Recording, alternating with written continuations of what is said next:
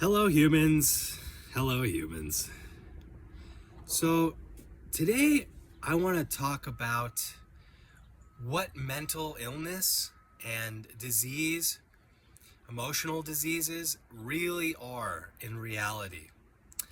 So, we were all taught that everything, every physical problem, mental, emotional, cognitive problem, it's all physiological. It's all based on the way energy is flowing in our body and the way that and the way the chemicals in our brain are moving and communicating, and that's just not true. It's not true at all, actually. I mean, on the surface maybe yes, but for instance, like, I was diagnosed as bipolar when I was 15 and ADHD when I was 16. Now, what I know these things to be are, I am a very sensitive, empathic person who feels everything very, very deeply, more deeply than the average person. And I am in a very insensitive, loud, often stimulating to overstimulating environment.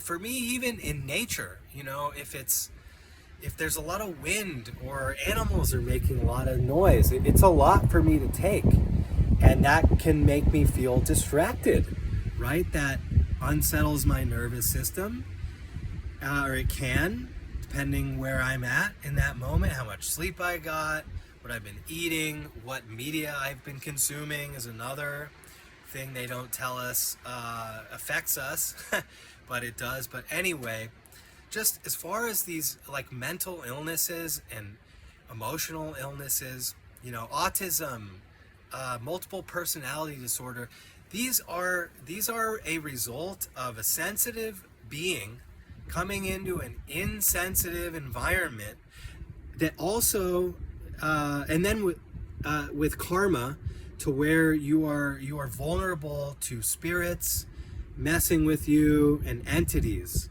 on the other side is another part of it, trying to get you to think, to be in a low state of mind and being.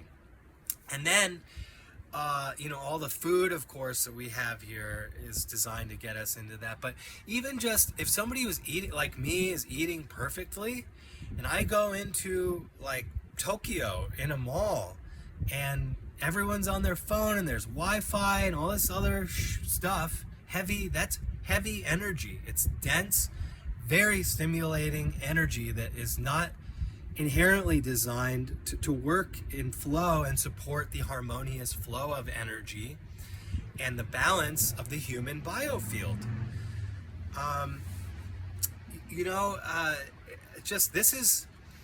feel like this is part of my purpose here, is to help educate and illuminate these things for people, because nothing has a material reason, has a purely material reason, right? Like, it may seem like a house falls apart because it has termites and mold, but it might lead one to ask, well, how did it get the termites and the mold to begin with, right? There's always a deeper reason, right? Maybe the people who lived there were in a lot of fear and stress, and they were either unable or unwilling to, take the measures to prevent, or they weren't able to manifest the funds and the resources and the help to prevent such a condition of their home. Right? So then it gets into a spiritual aspect. Like, matter and spirit are not separate. It's like science and religion. They're two sides of the same coin. So with these illnesses, it's like nobody has attention deficit hyperactivity disorder in the way that we've been taught. Nobody is autistic, right? These are oversimplified, or nobody has schizophrenia. Right? Schizophrenia, let me clarify that for anybody that watches this. What that is a soul comes in and incarnates with specific kinds of wounds and vulnerabilities and holes in their chakras and karma, such that they're probably very sensitive, or they are very extra sensitive like me, but combined between that sensitivity and their own holes and in their field, they are open to being bothered and attacked by discarnate people, ghosts and demonic entities and negative interdimensional beings from elsewhere, otherwise known as aliens, although not all of them are extraterrestrial, depending on the one. I like to be specific about these things. Some of them are extraterrestrial, but really most of them are just in another part of reality, another dimensional reality and plane that most people are not aware of. So yeah, I just wanted to share that. That's something I've been wanting to say for a long time. And I hope whoever watches this, you just remember that you're not broken and there's nothing wrong with you. And medications, like, maybe they can help some people, but they all are designed to lower you, right? That's why all of them, none of them really worked for me. None of them.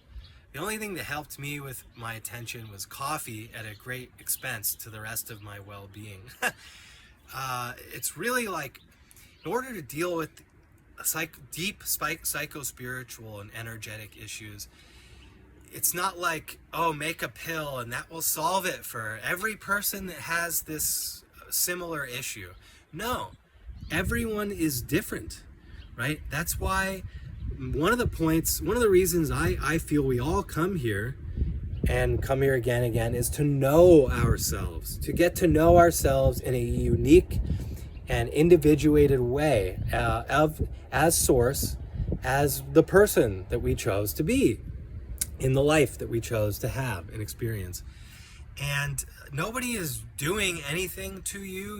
We chose all of it. So if someone is schizophrenic, has ADHD, quote unquote, bipolar, it's just, what it really is it's just people, it's just karma, and then being in a very dense, highly stimulating, often and generally interfering as far as flow and harmony environment, i.e. the world and human society as it's been constructed. And thankfully that's changing little by little as the consciousness rises, but there's still a lot of crap out there, right? There's literally humans here and other beings that want nothing but the very worst for all of us. They want us in pain and suffering and worrying or fantasizing about the future, or longing for and or regretting the past, and on and on and on. And they want us to keep being slaves and keep giving our power away now to AI, but it was a million other things before that, professional sports and movies and I don't know, the obsession to be famous and blah blah blah. And it's all out there, right? All these things, yeah. Anyway, that's what I got. And well, no, it's not all out there. It's actually all in here, rather. But yeah, I hope that helps whoever watches this.